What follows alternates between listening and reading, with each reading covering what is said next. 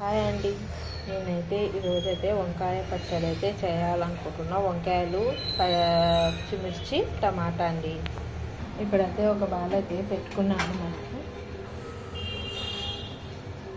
Boil అయితే పెట్టుకొని oil అయితే వేసానండి. కొంచెం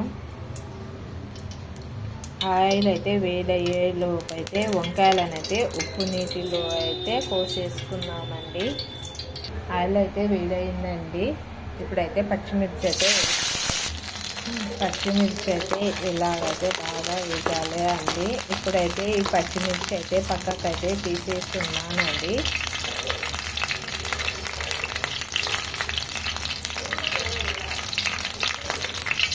మిర్చి అయితే అన్నీ అయితే తీసేసానండి.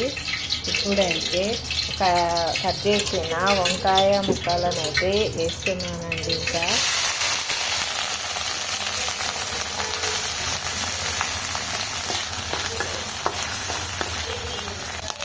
ఇప్పుడైతే ఒక చిన్న టమాటా అయితే వేస్తున్నానండి.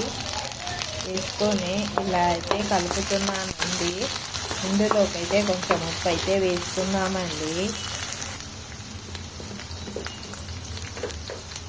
ఇందులోకి అయితే రాళ్ళ ఉప్పు అయితే కొంచెం అయితే వేసానండి.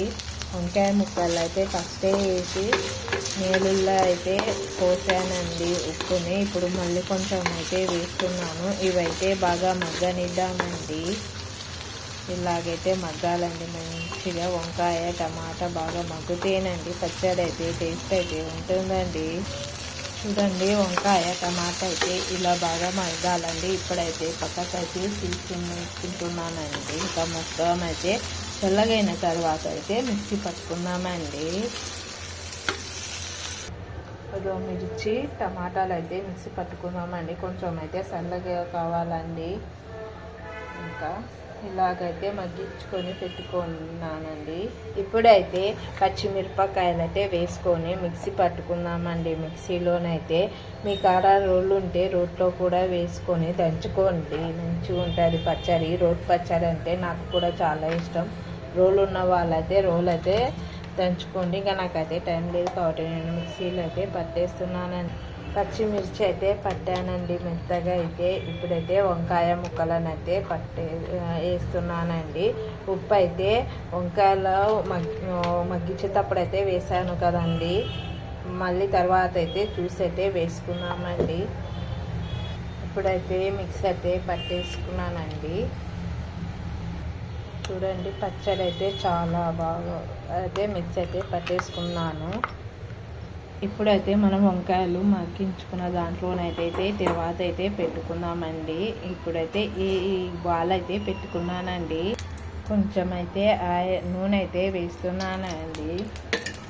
నూనె చిటపటలాడినాక నా దగ్గర ఉన్న జీలకర్ర, ఆవాలు, శనగ బ్యాలు అయితే వేసానండి. తర్వాత అయితే అయ్యిందండి. ఇక పచ్చడి అయితే వేస్తున్నానండి. వంకాయ చట్నీ అయితే రెడీ అయ్యిందండి. ఇంకా తిరువాతలు అయితే పెట్టేసుకున్నాను. ఇంకా ఈ చట్నీ అయితే వేడి వేడి అన్నం చేసుకొని తింటే చాలా బాగుంటుందండి. మీరు కూడా ఒకసారి ట్రై చేయండి. ఎలా ఉందో నాకు అయితే కామెంట్ అయితే చేయండి ప్లీజ్. మీకు ఈ వీడియో నచ్చితే లైక్ చేయండి, షేర్ చేయండి, సబ్స్క్రైబ్ చేసి పక్కనున్న బెల్ ఐకాన్ని క్లిక్ చేయండి. చూసినందుకు ధన్యవాదాలండి.